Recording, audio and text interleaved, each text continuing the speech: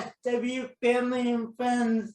Happy Tuesday. We're getting well into February, and I'm so excited to bring you our Tuesday trivia for today. You may wonder why I'm standing. My background is the 7-Eleven, the store. So the 7-Eleven sign in the store with the colors, the red and green stripe, colors in orange. I am standing in front of the 7-Eleven.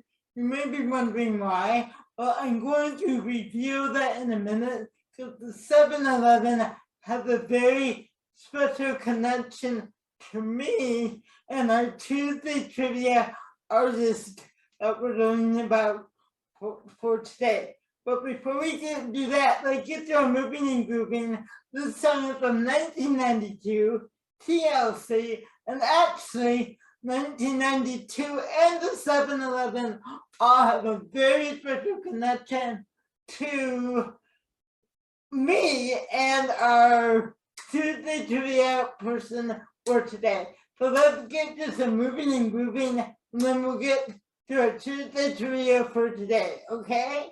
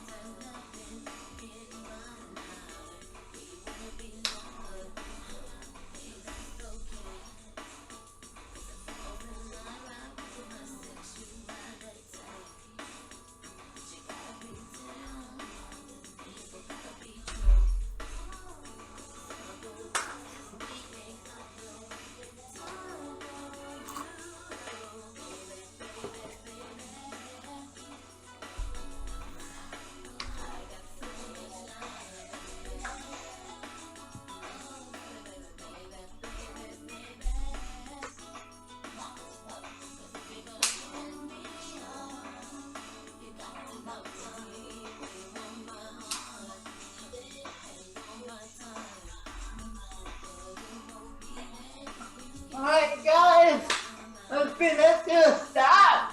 Alright guys, good, check that out.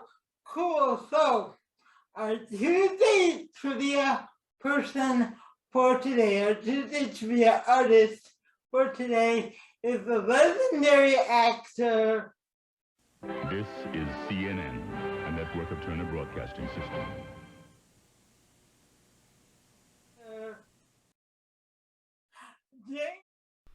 James Earl Jones. Known for his legendary voice, I just played the CNN. He used to the opening for this CNN the cable news network. Also, many people know him as Darth Vader. He did the voice for Darth Vader. Legendary actor James Earl Jones was born on January 17, 1931, in Elka Butler, Mississippi. So I'm going to share the birthday actually with Betty White and my late grandmother. So he was born in Elka Butler, Mississippi, which is a very small unincorporated area of Mississippi. He is a multi-award-winning actor. The Tony Award and Emmy Awards. He's one of the few actors who has, few artists who has what's called the EGOT. An artist who has EGOTs means they have won an Emmy, a Grammy, Academy Award, and a Tony. So if you, I think there's less than 20 artists who have won EGOTs. So he has an Emmy Award, he has 3 Tony Awards, he has an honorary Oscar Award, and he has a Grammy Award. So he is one of, I think there's less than 20 artists living in that you have an EGOT. So guys, whenever I can, instead of asking a bunch of questions, I'm always gonna do a clip reels on that because so many of these great artists I talk about into the trivia have received multiple awards and lifetime achievement awards. So whenever I can, I'm going to share those ceremonies and honor moments with you guys. So in 2002, James Earl Jones was honored with the Kennedy Center Honors. Sidney Poitier did a tribute that was a little bit poignant. Back then, President Bush was president, and you know, there's a little cartoon of him on the clip. I couldn't find another one that said what I wanted. But the clip, there will be a little bit of a cartoon for James Earl Jones. But again, most people know him not only as the voice of CNN, but the voice of Darth Vader. And when he did Darth Vader, that was a 2-hour voiceover job. He really literally worked on that for 2 hours to do the voice for Darth Vader. It was a 2-hour voiceover job. All right, so we're gonna go to the tribute, the Kennedy Center Honors, to celebrate the legendary work of James Earl Jones. And then when I come back, I will share my James Earl Jones story on why we've been in front of this 7-Eleven. Ladies and gentlemen, 1995 Kennedy Center honoree, Sidney Poitier.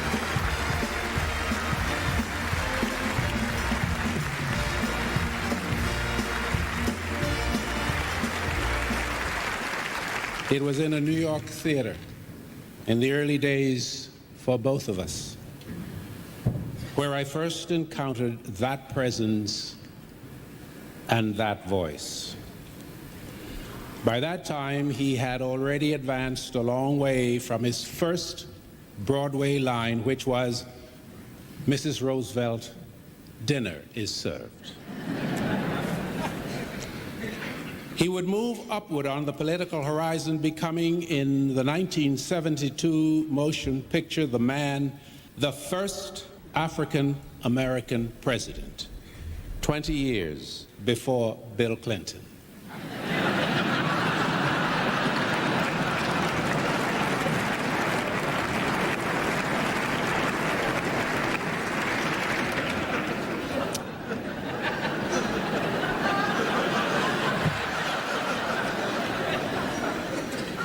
You were a little slow on that one. There are people who come along in life and in art who have a presence that can capture your attention and hold it. One saw it in The Great White Hope. The critics used words like whirlwind, hurricane, and elemental force. One saw it in Fences, one saw it in The Blacks and King Lear. And Jimmy, when I saw you play Othello, I resolved never to touch that one. As I look across these lights to you, seated in that place of honor, I am moved by the power of your artistry and by the professional courage that have brought you to this place on this night. Jimmy, good friend and icon of the American theater, rest assured that our debt to you will always be borne with appreciation and grace. Go well, good sir, with the memories of this evening to warm your heart and light your way.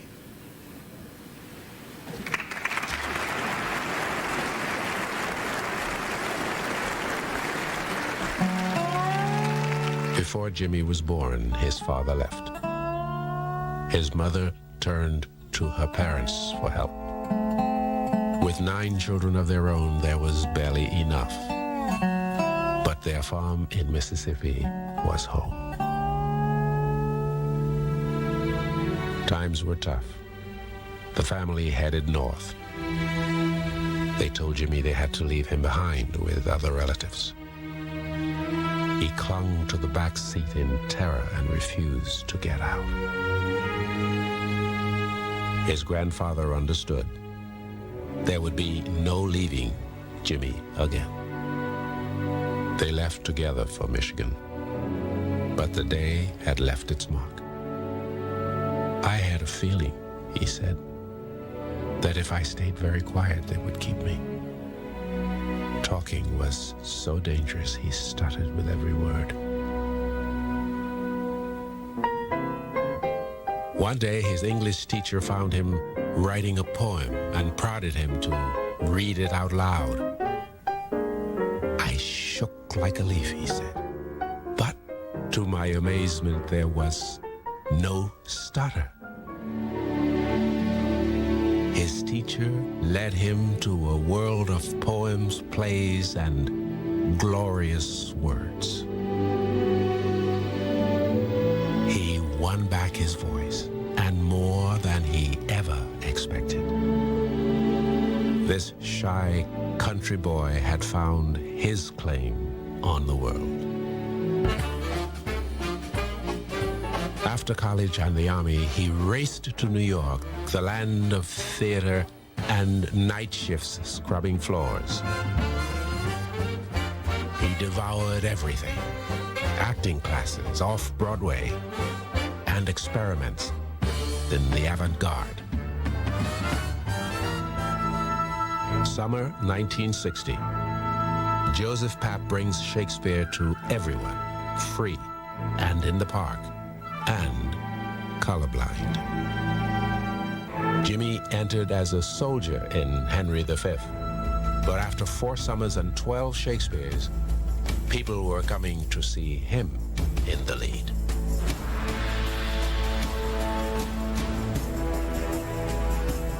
He laid out the cruel story with a lion's roar.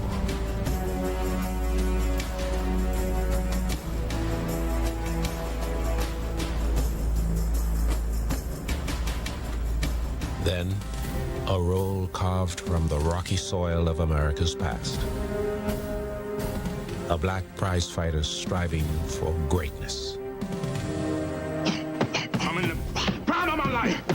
I got my turn to be the champion of the world. I'm taking my turn. Hands up high.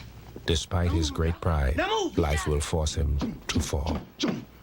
That's why he is, and that's what I'm getting. And I'm gonna get it the same saying yes or no. Say it don't matter what I do. Men now, you understand? And I don't want you watching. Help him. Ask him. The actor in the play shook the times and trumpeted his stardom on Broadway. He went after roles of complicated men, exposed at the nerve. Wherever he stands is the center of gravity. It was only a 2-hour voiceover session, but it launched him into another universe. I've been waiting for you, Obi-Wan. We meet again at last. How do you do? Look at the stars. The great kings of the past look down on us from those stars.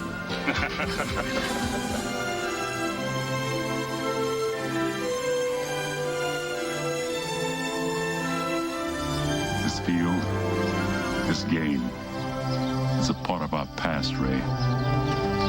It reminds us of all that once was good, and it could be again. Oh, people will come, Ray. People will most definitely come. I'm not big and strong to myself, he said. So I like to play characters who reveal their conflicts and vulnerabilities. I don't act to find the answers, but to explore the mystery that lives inside each one of us.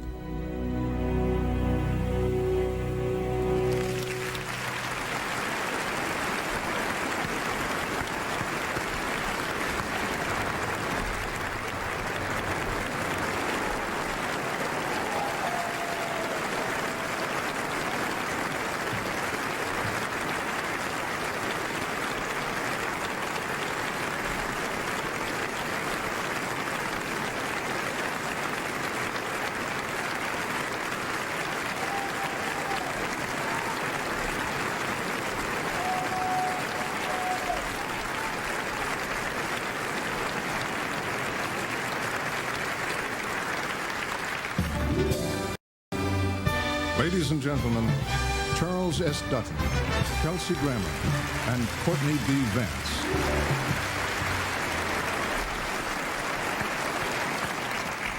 I played Cassio to his Othello in 1982 when I was a young man in the theater. James Earl Jones, you have no idea how thrilling it was for this young actor to stand on that stage with you every night for those 11 months and see you inhabit the role of Othello. It was as though I was standing on stage with a force of nature. I cried every night like a baby. I would gaze into those magnificent blue eyes, and 20 some odd years later, all I can recall is what an honor it is to know you. I am proud to have worked with you. I regard you as a force of nature, the real deal, an actor's actor, one of God's masterpieces. When I was a student at the Yale School of Drama, and you may not remember this, I was your understudy for a production of Hedda Gabler. And although I was attending America's greatest acting school, my real acting classes occurred when I watched you in rehearsals. Your professionalism, your discipline, your zest and love for the craft of acting. We, the students, we spoke your name very slowly. James Earl Jones. And with the utmost respect, we called you then and still call you today the King of the American Theater.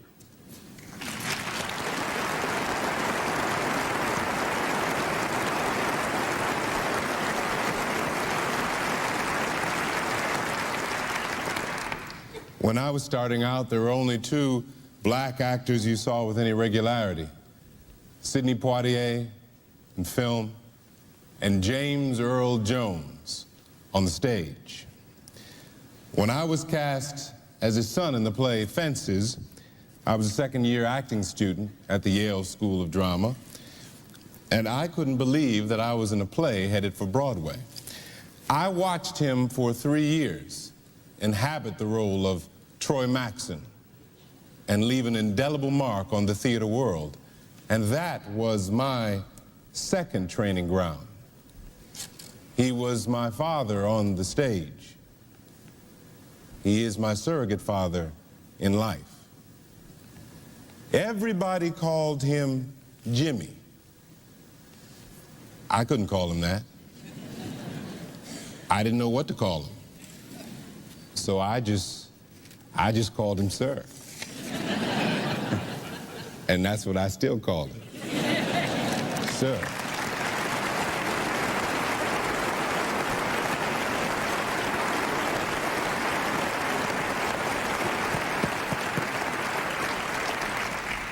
It may be that James Earl Jones's own words sum up why we honor him tonight. He once said, "I am thankful that I have been able to serve my society in a creative way. I believe in the value of artistic endeavor in a society. Maybe art cannot always change minds, but art can change hearts." And sir, I speak for so many when I say that you have changed our hearts forever. And we'll leave you with this.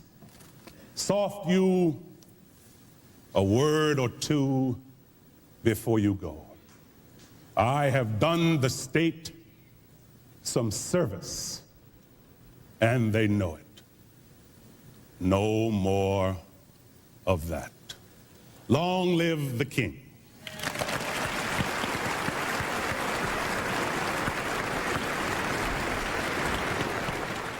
All right, guys, I hope you enjoyed that.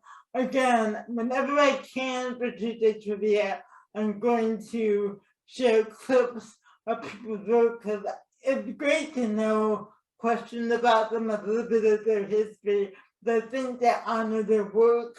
This is a great way for you to see their work. Like I said, and I just find it fascinating that he did Darth Vader in 2 hours, and as much as he's as iconic of an actor as he is, he's known most for that 2 hour voiceover he did for Darth Vader. So, what is my connection to James Earl Jones and the 7-Eleven?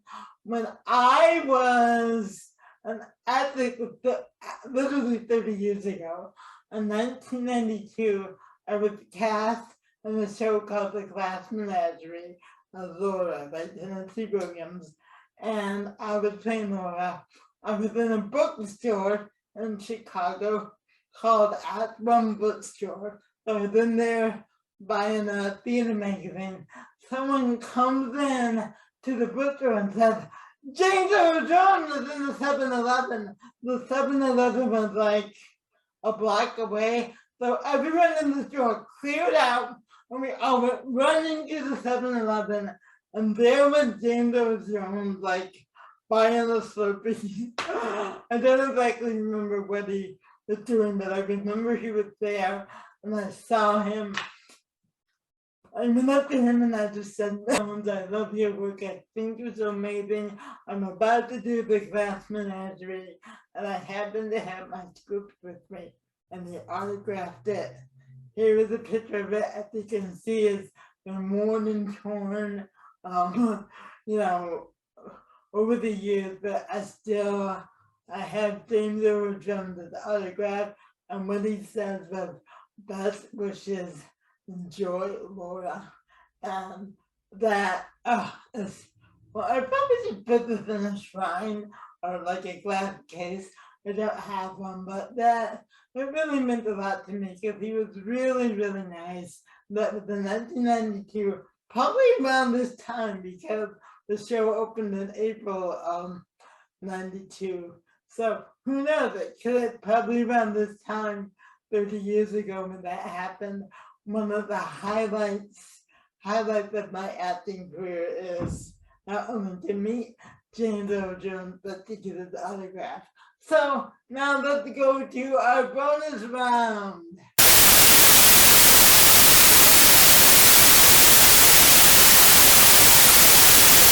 Okay, bonus question number 1. How many hours did James Earl Jones spend during the Darth Vader voiceover? How long did it take him? How many hours?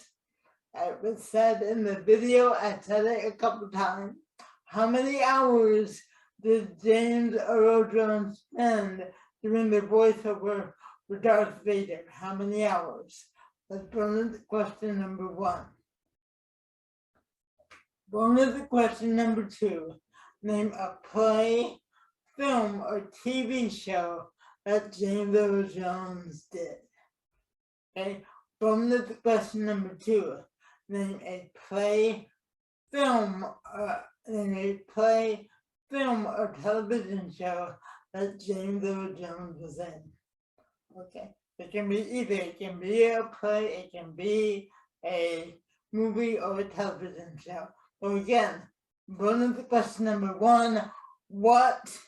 How many hours did James Earl Jones spend doing the voiceover work for Darth Vader? Bonus question number 2. Name a film, theater, or television show James Earl Jones did. Please send me those answers or call me and leave it leave it as a voicemail. All right. Again, if you want to go back and watch and to get those answers, I did say how many hours he did a couple times.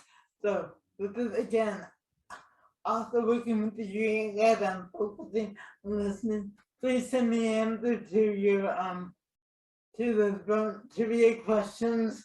All right. Guys, so cool. All right, guys, so we're gonna end it the way we begin it. This time we're going to 1977.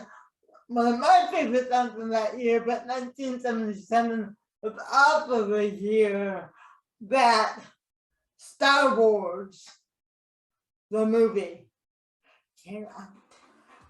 Love this song.